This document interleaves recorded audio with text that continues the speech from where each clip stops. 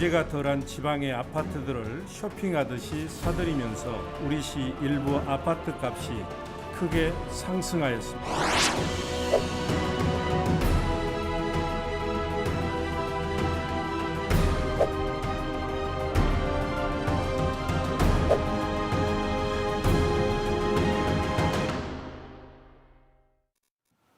우리 생활과 밀접한 경제 문제를 전문가와 함께 알기 쉽게 풀어보는 경제 톡톡 코너를 이번 주부터 새롭게 마련했습니다. 오늘은 첫 순서로 광주 지역 부동산 시장 문제와 대책을 살펴보겠습니다. 사랑방 미디어 최원웅 팀장 자리했습니다. 자, 아파트 가격 항상 관심 있는 부분인데 아파트 가격 최근에 광주의 시장 동향부터 좀 설명을 좀 해주시죠. 예, 어떻습니까? 네, 오늘 한국감정원에서 11월에 주택 가격을 이제 공시했습니다. 그를 보면은 이제 상승폭이 더 커졌는데요.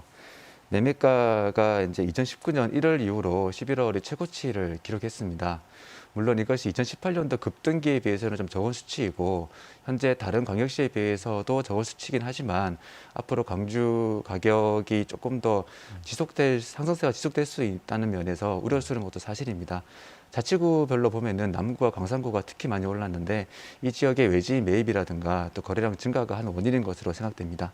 지금 방금 이제 외지인 매입 말씀을 하셨는데 그러니까 외지인이 아파트를 조금 전에 화면에서 봤지만 쇼핑하듯이 보면서 아파트 값을 올리고 있다. 지금 이렇게 진단을 하고 있는데 실제적인 세부 지표를 보면 남구하고 봉선구 쪽 아파트가 많이 올랐다는 말씀이신 거잖아요. 그래서 이제 광주시가 칼을 꺼내 들었습니다. 예, 불법 거래를 단속하겠다. 이 내용도 좀 설명을 해주시죠. 봉선동에서 9월 이후에 한 378건 정도의 매매 사례 중에서 약간 3분의 1 정도가 외지인의 매입인 것으로 광주시에서 확인을 했습니다. 또 봉선동과 수안동에만 약간 24건 정도의 이제 불법 사례가 적발을 했고요. 그래서 이제 이 지역의 집값 급등의 원인이 외지인의 매입으로 인한 것이라는 것이 어느 정도 사실로 드러난 것 같습니다. 11월 이후에는 집값 급등세가 좀 다른 지역으로 또 확장되고 있는 모양새인데요. 광천동이라든가 첨단 1, 2지구의 가격 상승률도 좀 눈에 띄게 증가하고 있는 추세입니다.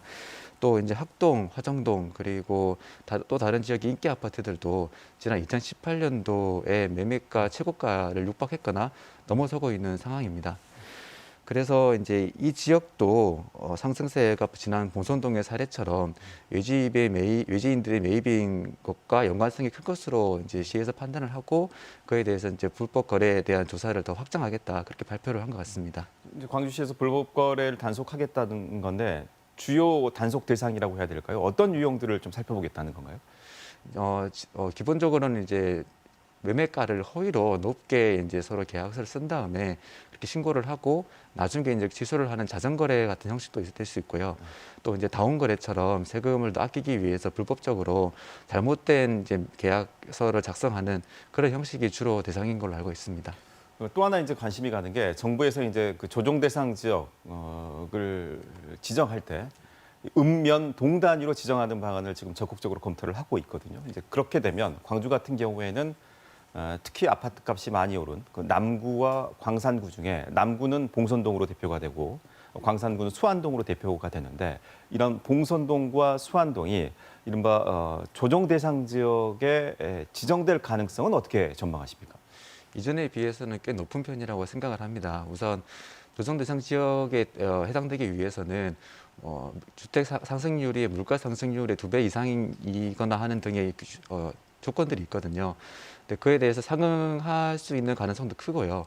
또 특별히 이제 기존의 구 단위에서 동 단위로 조정이 들어갈 경우에는 세부 기준들도 좀 더 정부 쪽에서 변형을 가할 수 있습니다. 그런다면은 이 지역들이 이런 규제 지역에 포함될 수 있는 가능성도 이전보다는 꽤 높아졌다고 생각합니다.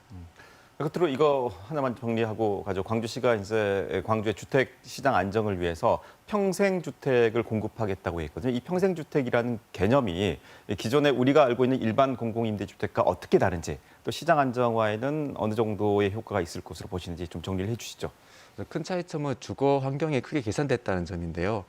우선 이제 기존의 공급 대상이 이제 서민들과 주거 취약 계층이었다면은 이제는 중산층까지 확대를 하고 공급되는 평수도 이제 소형 평형에서 조정면적 85제곱 정도의 중형 평형까지 확대가 됐습니다. 또 이제 주거 공동체 문화를 지향을 해서 기존 설계부터 이제 입주자를 모집해서 같이 만들어 나가는 식의 그런 형식을 취하게 되고요. 그리고 공급 세대 수가 2030년까지 약 1만 8천여 세대로 계획되어 있습니다. 이제 2024년부터 연간 한 2,500호 정도가 계획대로라면 공급이 될 텐데 최근 5년 동안 광주의 연간 입주량이 약 1만여 세대 정도 되거든요.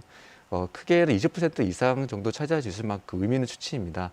그렇다면 이제 공급량이 늘어나게 된다면 광주의 아파트 가격 상승률도 억제할 수 있는 요인이 되니까 그에 대해서 좀 의미 있는 계획이라고 생각을 하고 있습니다. 실수요자가 찾을 수 있는 선호하는 아파트가 평생주택의 개념으로 많이 세워지게 된다면 주택시장 안정화에도 분명하게 기여는 할 수 있을 것 같군요.